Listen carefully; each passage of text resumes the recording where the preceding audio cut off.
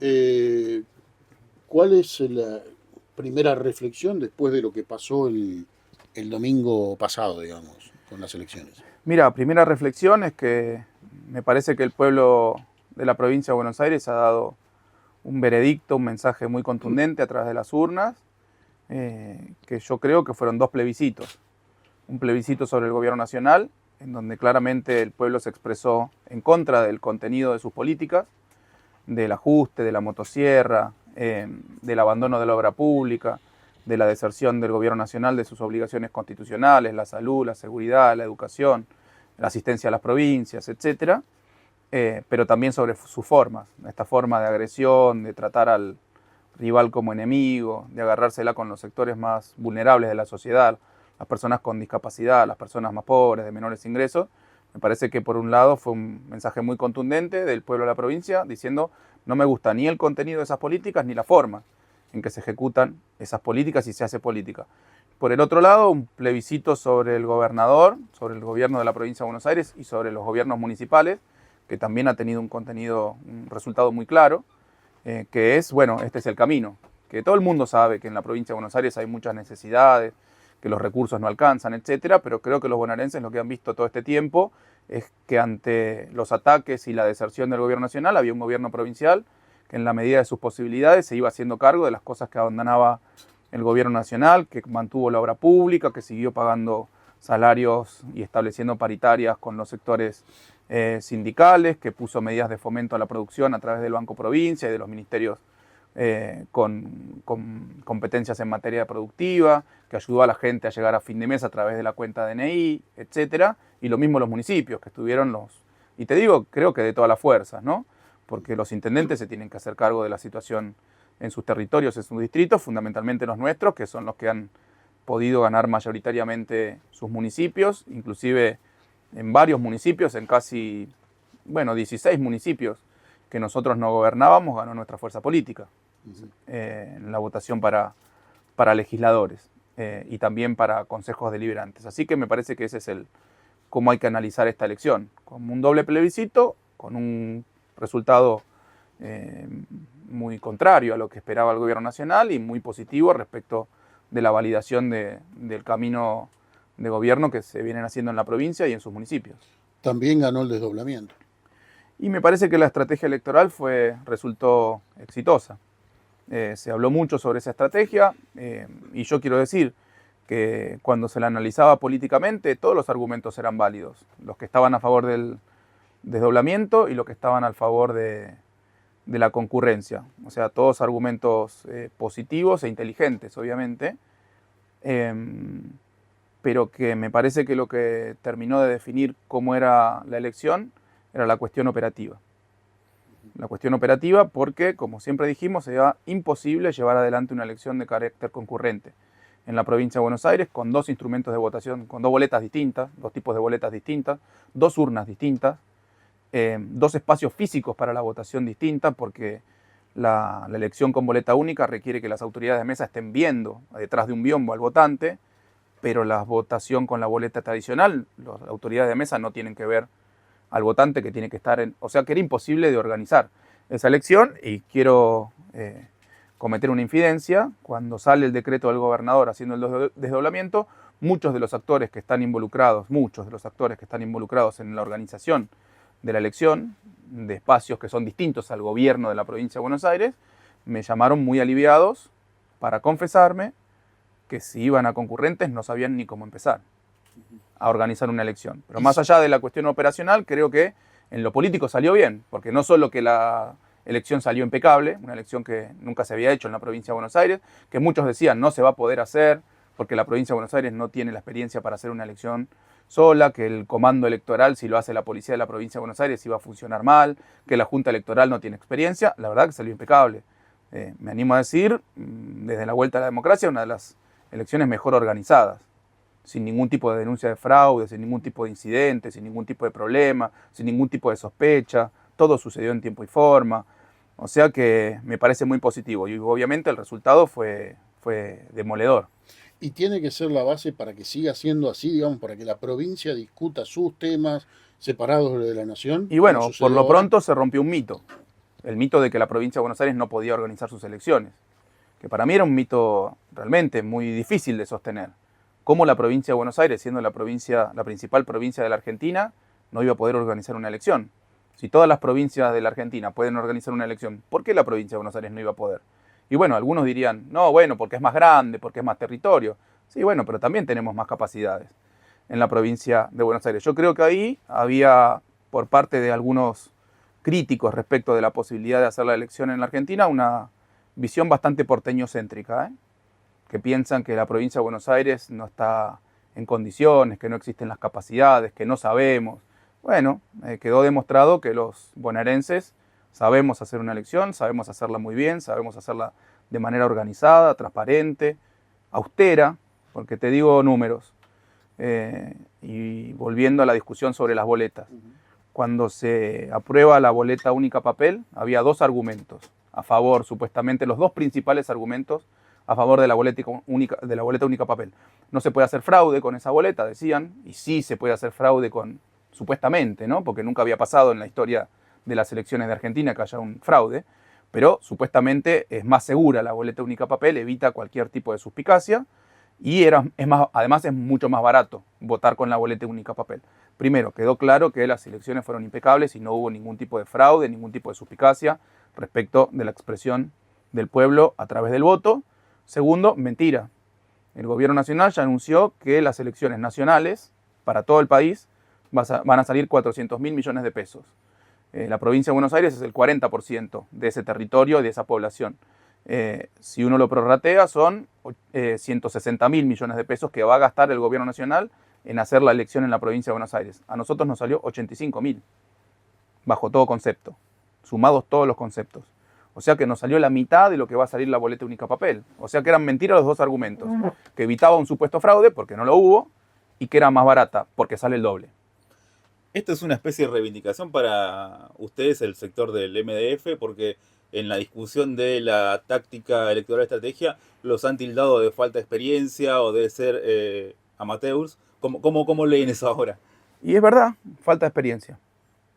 Amateurs no, pero falta de experiencia sí. Nunca nadie había hecho una elección en la provincia de Buenos Aires. Que ahora no, que nadie venga a decir yo ya había hecho una elección en la provincia de Buenos Aires. No, a lo sumo alguno participó de la fiscalización, a lo sumo otro participó de algún otro pedacito de la organización de las elecciones en la provincia de Buenos Aires, pero es la primera vez que la provincia de Buenos Aires se ocupaba del conjunto de la organización de las elecciones y nosotros como auxiliares de la Junta Electoral participamos muy activamente desde el Ministerio de Gobierno. Yo creo que es una reivindicación. No te digo para el MDF, para la provincia de Buenos Aires es una reivindicación haber podido llevar adelante las elecciones. Así que no, nosotros realmente, primero muy contentos por cómo salió todo el proceso, que era la primera instancia que nosotros teníamos que validar ante la vista de todos los argentinos. Y segundo, obviamente muy contentos por el resultado que revalida, como decíamos al principio, bueno, la gestión del gobernador, la gestión de los municipios y castiga muy duramente a la gestión nacional. ¿Qué se viene para el MDF ahora? ¿Se abre otra puerta, otra etapa? ¿Cómo te imaginas? Mira, seguir construyendo en el marco del peronismo. Nosotros somos uno de los sectores del peronismo. Nosotros creemos que en la provincia de Buenos Aires somos el principal, el sector más mayoritario, más representativo del peronismo, junto con otros sectores con los que hemos convivido todo este tiempo, que hemos trabajado todo este tiempo, con los que hemos organizado listas conjuntas todo este tiempo. Y bueno, nosotros vamos a seguir, obviamente, desde el punto de vista de la gestión, gestionando la provincia de Buenos Aires, avanzando con las políticas públicas que defina el gobernador, con la obra pública, con la profundización de las distintas materias, de la salud, la educación, la seguridad, y después seguir organizando nuestro movimiento, por ahora a nivel provincial. Después veremos si eso va a tener un correlato a nivel nacional, pero eso se pensará después de la elección del 26 de octubre, que vamos a tener que seguir trabajando, gestionando y trabajando políticamente para tener que el peronismo vuelva a ganar en la provincia de Buenos Aires, que ese es el objetivo, obviamente. El triunfo morigeró algunos enojos internos que había dentro del MDF después del cierre de listas, sobre todo después del cierre de listas de diputados nacionales. Mira, todo este tiempo, más allá de alguna opinión que se hizo pública, etcétera, había un compromiso de trabajar en conjunto, de posponer un poco los debates, las discusiones para después de las elecciones, pero obviamente una victoria de este calibre creo que nos ha dejado muy contentos a todos. Nos ha dejado muy contentos a todos y con un escenario muy positivo para encarar las elecciones de octubre. Lo que yo digo es que la estrategia electoral estuvo bien. Acá hay muchos que son bilardistas en La Plata, ¿no? Yo vivo en La Plata y hay muchos bilardistas en La Plata. Bueno, ¿cómo es la doctrina de Bilardo? Y si se gana, está bien.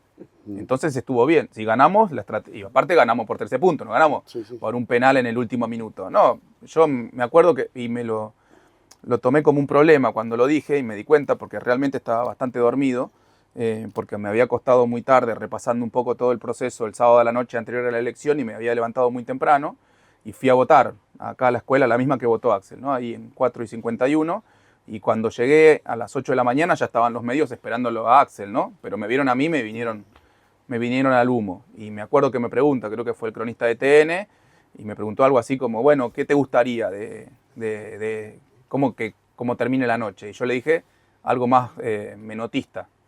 Le dije ganar, gustar y golear. Y en ese momento dije, no tendría que haber dicho eso porque pongo la vara muy alta. Si después ganamos... Salió bien. Bueno, está bien. ¿No? Yo me conformaba con ganar con un gol en contra en el último segundo o por penales. Y bueno, ganamos bastante más cómodo. Ganamos, gustamos y goleamos, me parece. En ese sentido, digamos, de ganar, gustar y golear, también Kicillof quedó muy bien parado, no solo por la discusión interna, sino también hacia futuro. Sí, yo digo es uno de los grandes ganadores de esta jornada porque obviamente él estuvo muy presente en la campaña, junto con los intendentes, junto con el resto de los sectores de nuestra fuerza política, ¿no? Pero él estuvo muy encima de la campaña, junto con otros compañeras, se puso al hombro la campaña. De hecho, los números son muy evidentes. Creo que en 40 días estuvo en 60 municipios, en casi todos los municipios del conurbano, en todas las cabeceras seccionales del interior, en muchos otros distritos del interior. No sé, creo que hizo como 60 o 70 entrevistas, dio 80 discursos. Bueno, hicimos el repaso de la campaña y fue realmente impresionante el despliegue que tuvo, cómo le puso el cuerpo. Y obviamente eso forma parte, el resultado en gran parte tiene que ver con eso y como toda nuestra fuerza política se pudo alinear en esta campaña. Y bueno, obvio lo deja parado en un lugar distinto ahora porque ha revalidado su gestión, porque muchos habían interpretado esta campaña como lo habían puesto, inclusive en muchos lados aparecía como Axel o Milei. Era una campaña de Axel versus Milei, y bueno, ganó Axel. Ahora veremos, en la próxima campaña habrá que revalidar todo esto que se... ¿2027 también es Axel Milei? 2027 es peronismo o Milei. Es peronismo o Milei. 2027. Después veremos quién es el candidato, pero es el peronismo. ¿Cómo crees que se van antes ya de pasar más al plano de la gestión, resolver estas discusiones en función también de la situación de Cristina y de la insistencia de un sector determinado, bueno, de llevarla al primer plano en un contexto en el cual no puede participar de las elecciones y demás? ¿Cuál crees que va a ser el rol de Cristina, el rol de Kicillof y también el rol de Massa en este que vos planteás, peronismo o Milei? No, yo creo que todos vamos a seguir trabajando de manera conjunta, en particular en vistas de la elección de octubre. Después habrá que procesar a ver cuál va a ser el rol y el papel que va a tener cada uno de los sectores, porque nosotros tomábamos a esta elección como una elección provincial en donde teníamos claramente la principal responsabilidad política y organizativa, sin duda.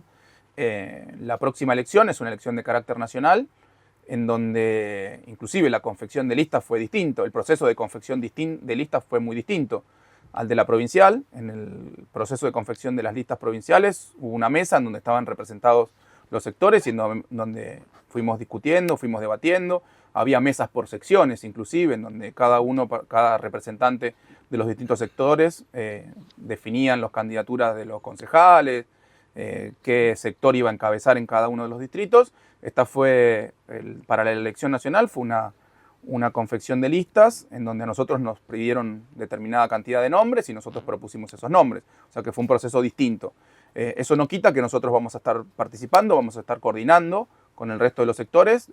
Todavía no tenemos definido cuál va a ser el rol que tiene cada uno de esos sectores, pero vamos a trabajar proactivamente para obtener un muy buen resultado ahora en octubre. Uh-huh. Pero fue una elección legislativa, ¿no? Bien lo dijiste. Y una elección que decidió... Fue una elección legislativa que por primera vez se conoció en todo el mundo, porque tiene esa particularidad esta elección legislativa. Uh-huh. No sé, yo vi hasta diarios escritos en árabe de Beirut con la foto del gobernador caminando hacia la urna. Sí, tuvo un impacto mundial esta elección.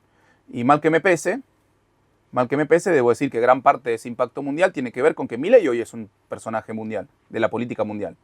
Yo creo que por las malas razones. Pero en el mundo conocen a Milei. Como pocas veces probablemente se haya conocido un presidente argentino en el mundo. Por sus locuras, por su extravagancia, por su bizarrez, ¿no? Pero lo conoce todo el mundo. Por eso hubo mucha reacción en todo el mundo en mirar esta derrota como muy grave o muy problemática para el resto de su gestión. Pero sí, fue una elección provincial en donde se conoció en todo el mundo el resultado. Pero digo, vuelvo a que esto es una elección legislativa y bueno, en ese aspecto al oficialismo le fue muy bien. ¿Se terminaron las excusas en la legislatura a partir del 10 de diciembre? Y yo creo, y esto siempre lo dije y alguien lo tomó a pedí disculpas y pido disculpas, pero yo soy de los que creen, porque yo me crié políticamente en el kirchnerismo, yo antes del kirchnerismo no hacía política, no me dedicaba, por distintas razones que tienen que ver con mis horarios de trabajo, con mis expectativas, con mi carrera, etcétera. Yo no me dedicaba a la política, yo hice política a partir del kirchnerismo, particularmente a partir de Cristina, hice política, y yo observaba cómo funcionaba el Congreso Nacional cuando Cristina era presidenta, que el Ejecutivo mandaba un proyecto de ley y lo votaban todos. Nuestro bloque no se discutía mucho, por lo menos públicamente. Quizá internamente había alguna discusión, cambiar una coma, un párrafo, no sé qué, un porcentaje, qué sé yo. Y esa es la forma que yo creo que tiene que trabajar un legislativo que apoya una gestión ejecutiva. Obviamente que tiene que haber ámbitos de discusión, que tiene que haber más diálogo, etcétera. Pero una vez que entra el proyecto y está validado, y todo el mundo lo tiene que votar, porque de eso se trata una fuerza política. Y de eso se trata un bloque. Te vuelvo un poquito a lo de Milei. ¿Le picaron el boleto con la elección esta a ustedes a Milei? Y no sé, no me animo a tanto, no me arriesgo a tanto. Lo que sí digo es que ha sido muy impactante la victoria y que creo que han acusado el golpe, muy fuertemente, han acusado el golpe. Para mí ahora la principal preocupación que nosotros tenemos es, bueno, cómo sigue el gobierno nacional, sobre todo las políticas económicas y de carácter productivo del gobierno nacional para adelante, porque nosotros lo que estamos viendo, y te digo que fue la principal razón que yo creo por la cual el gobierno nacional tuvo un resultado tan adverso, más allá de los casos de corrupción, más allá de la censura sobre los casos de corrupción, más allá de los escándalos que hicieron en sus actos en la provincia de Buenos Aires, que fueron realmente escandalosos, el presidente provocando a la gente para que la gente reaccione, eso que quisieron armar en Moreno, un acto ridículo, totalmente ridículo, en un lugar que no se podía hacer un acto, que les advertimos. Más allá de todos esos condimentos, el principal problema y la principal razón por la cual la gente no los votó es el problema productivo que está habiendo en la Argentina. Todos los días se están cerrando fábricas, todos los días se están echando las empresas trabajadores a la calle, la gente le cuesta cada vez más llegar a fin de mes, le quitaron los remedios, o sea, todos problemas materiales, si querés, todos problemas económicos materiales. Y la verdad que nosotros no vemos ninguna perspectiva de mejora. Mirá que analizamos la situación, analizamos los números macro, analizamos las políticas productivas que no tiene el gobierno nacional, y la verdad que uno mira para adelante. ¿Se acuerdan de aquella famosa frase de la época de Macri? Hay luz al final del túnel. Acá hay oscuridad al final del túnel, y mirás y te pones unos largavistas y mirás más lejos, oscuridad y oscuridad y oscuridad, vemos nosotros. Si no hay un volantazo, un cambio de rumbo en las políticas nacionales, la verdad que solo se ve oscuridad. Esa oscuridad también puede impactar en el gobierno de la provincia, volviendo a la legislatura, si no cuentan con un funcionamiento aceitado, al menos del oficialismo. Hay muchos proyectos importantes para tratar. ¿Tienen resuelto ya impulsarlos antes del 10 de diciembre, después del 10 de diciembre con la nueva conformación? ¿Vienen charlando con los sectores del oficialismo para ver cómo encaran esa situación? Mira, por lo pronto, recién el lunes que viene, el gobierno nacional va a presentar, entiendo que el presidente lo va a presentar en cadena nacional, el presupuesto, y imagino que ese día ingresará o al otro día ingresará al Congreso Nacional. Eso para nosotros es fundamental, que lo presente, que haga una presentación efectiva del presupuesto, porque de ahí se toman las proyecciones macroeconómicas con las cuales nosotros estamos obligados a calcular nuestro presupuesto.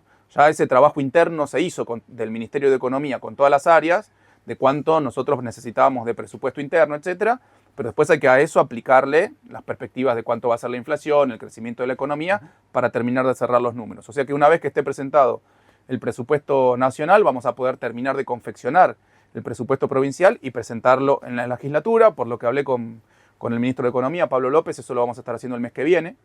En octubre vamos a estar, todavía no tenemos una fecha cierta, pero en octubre vamos a estar presentando el presupuesto provincial, que obviamente también va a estar acompañado con una ley de financiamiento, con los recursos que necesita la provincia, algunos lo llaman de endeudamiento, con la fiscal dispositiva, obviamente con todos los ingredientes que tiene un presupuesto. Y bueno, en ese caso nosotros trabajaremos con el conjunto de nuestro bloque para la aprobación.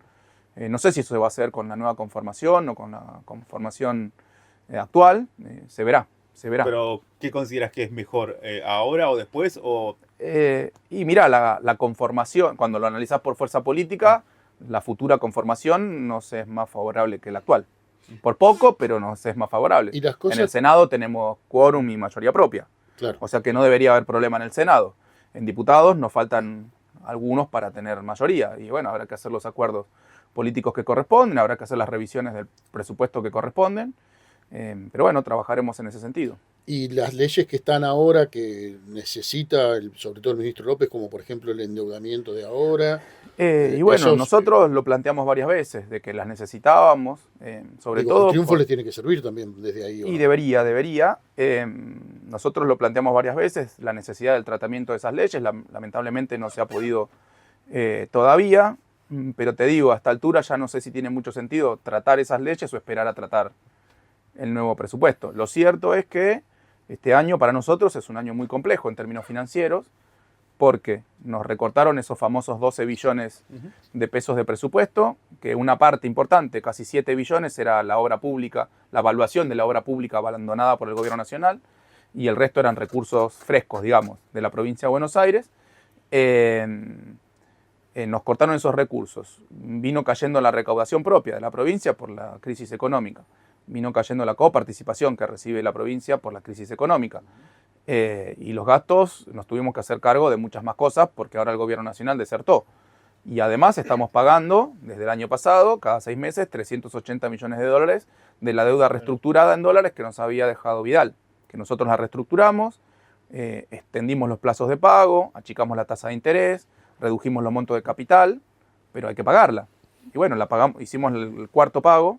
Hicimos marzo del año pasado, septiembre del año pasado, marzo de este año, y ahora en septiembre, los primeros días de este año, pagamos 380 millones de dólares cash a los acreedores internacionales.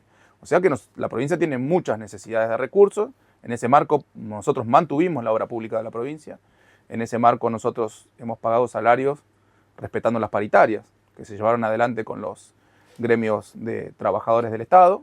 Hemos seguido manteniendo la educación, los gastos corrientes en educación, construyendo escuelas, los gastos corrientes en salud, construyendo centros de atención primaria en la salud, entregando ambulancias, los gastos corrientes de la seguridad y además comprando patrulleros, comprando tecnología. Bueno, eso es un montón, hemos hecho un esfuerzo muy grande, pero los recursos escasean, por supuesto. ¿Imaginás o considerás necesario que el gobernador tenga, o el presidente de la Cámara de Diputados, o la jefatura del bloque de diputados, y en el Senado, cómo esperás para la próxima conformación? Porque es algo que hasta el momento, en estos 6 años de gestión, no ha tenido el gobernador. Mira, independientemente del sector o de la persona que sea, creo que tiene que estar muy alineada a las necesidades del Ejecutivo. ¿Y eso sucede hasta ahora? Eso ha sucedido en gran parte de los proyectos, en algunos otros no hemos logrado tener un consenso interno.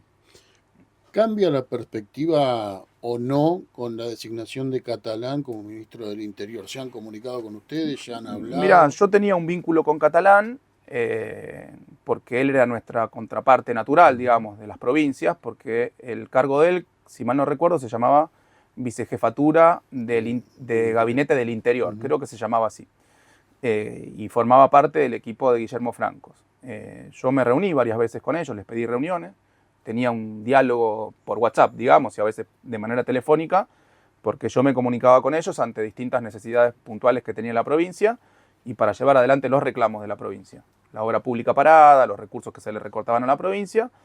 Y después también tuve bastante vínculo en la organización de las elecciones, porque ellos son nuestra contraparte también, para la elección que viene también. Claro. Somos contraparte, porque nosotros ponemos las escuelas, ponemos parte de la policía de la provincia de Buenos Aires, tenemos que coordinar efectivamente con, bueno, hasta ese momento con la jefatura de gabinetes, ahora con el Ministerio del Interior.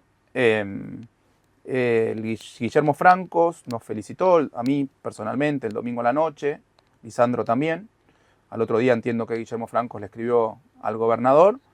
Yo lo felicité a Lisandro Catalán cuando lo nombraron y le dije que, bueno, que esperaba que desde esta nueva función podamos tener más respuestas que las que tuvimos hasta ahora, porque yo digo, de nada sirve crear un ministerio si después no vas a poder tener ninguna capacidad de dar respuesta a los problemas de las provincias. Porque el Ministerio del Interior se ocupa de las provincias. Claro. Eso Ahora, dicen si los no tenés gobernadores. presupuesto, no entregas los ATN y el ministro de Economía, por más que vos le pidas algo, te dice no hay plata, bueno, ¿para qué creamos un ministerio? ¿No? Sí, eso dicen los gobernadores, ¿no? Bueno, Si por eso, vamos a aislar. si es solamente un sello de goma y mostrar que hubo alguna reacción y es una señal política solamente, bueno, será eso. Y la verdad que no nos sirve. Lo que necesitamos es que nos dé respuesta el Ministerio de Interior o lo que sea. No sé, por ahí es una dirección simple. Pero que nos den La alguna primera respuesta es que Digo, por lo menos envíen el dinero adeudado o parte y del sí, dinero por adeudado. supuesto. Y Esa es que la primera retomen la respuesta. obra pública. Y que retomen la obra pública. Y lo de pasar obras a la provincia, como por ejemplo la autopista Y no lo Perón. hemos logrado. Lo reclamamos, ahí ya no se le pide nada, solamente es que se le pide que nos den la jurisdicción. Tampoco lo hemos logrado. Tampoco hemos logrado que retomen al menos la obra pública que tenían financiada con fondos internacionales, que no tenía que poner plata el gobierno nacional. O sea que vos no lo podés asignar eso a un problema de superávit o déficit fiscal. Si estaba la plata, los organismos internacionales te daban la plata, la tenías que ejecutar nada más. Por ejemplo, el tramo del río Salado, que le corresponde a Nación, que lo abandonaron totalmente estando financiado, tienen la plata guardada para hacerlo, porque está ejecutada la plata, no lo hacen. Bueno, es una decisión política no hacer obra pública. ¿Cuál crees que debe ser el rol del gobernador, justamente como mandatario provincial, con el resto de los gobernadores de cara a este reclamo con Nación? Lo tienen que hacer de manera conjunta, como lo vienen haciendo además. El gobernador tiene vínculo con todos los gobernadores de la Argentina, inclusive con el jefe de gobierno de la ciudad autónoma. Tienen un grupo de WhatsApp, lo digo porque es público, ¿no? En donde intercambian información. Y de hecho, esta ley de redistribución de los ATN, que es una segunda incumplimiento de la ley que hace el gobierno nacional, porque ya existía una ley que establecía cuánto tenía que ser el monto de los ATN, que era el 1% de los fondos coparticipables, y bajo qué condiciones se le tenía que transferir anualmente a las provincias, que era por situaciones en donde se necesitaba asistencia financiera de alguna provincia o cuando había alguna tragedia. Nosotros tuvimos varias tragedias en la provincia de Buenos Aires, reclamamos esos fondos de ATN para poder asistir a esa tragedia y no nos lo dieron. Y eran fondos que se cobraban, ¿no? Con el impuesto al combustible, con el impuesto país. O sea, la plata estaba ahí, no puedes decir, no hay plata. No, ahí estaba la plata, el problema es que no la distribuían como decía la ley a las provincias. Como no cumplían la ley, los gobernadores se juntaron y dijeron, bueno, no cumplen la ley, establezcamos una nueva ley en donde una parte de esos recursos ya no dependa discrecionalmente de cómo lo tienen que distribuir el gobierno nacional, sino que se distribuyan de acuerdo a una norma. Un porcentaje determinado para cada provincia, que tenía que ver con la masa de recursos coparticipables. Se aprobó la ley para que distribuyan parte de esos fondos de ATN y tampoco la cumplen porque la acaba de vetar. Y bueno, volveremos a reclamar eso. Por último, para ir finalizando, ¿cómo va a seguir el trabajo político con los intendentes, con los legisladores del Movimiento Derecho al Futuro? Y bueno, y cómo van a buscar ampliar el Movimiento Derecho al Futuro. Mira, con nuestros compañeras del Movimiento Derecho al Futuro estamos permanentemente trabajando, como con todos los otros sectores y como con todos los otros partidos en materia de gestión, porque quiero ser muy claro, el gobernador y todos los ministros de la provincia de Buenos Aires trabajan con todos los municipios independientemente del sector de nuestra fuerza política o de las otras fuerzas políticas. Se ha trabajado de manera equitativa. Y bueno, seguiremos en esa senda nosotros porque es la forma de gobernar. Obviamente, después hay una construcción política que no tiene que ver con la gestión, que es la que nosotros vamos a seguir alimentando, reforzando, tratando de hacer crecer el movimiento Derecho al Futuro. Y bueno, eso tendrá que ver con recorridas políticas, con charlas, con juntarse con los compañeros, eventualmente hacer algún acto. Bueno, veremos cómo se despliega ese proceso de acá a los próximos 2 años. Cortito. Catopois va a asumir, se supone, la banca en el Senado, va a quedar el ministerio libre. Lo que defina el gobernador. lo ¿Va que a haber define el cambio de gobernador. gabinete? Por ahora no. ¿Los Por intendentes ahora no. pueden ser una sumatoria posible? Siempre suman los intendentes, pero por ahora no está definido ningún cambio en el gabinete.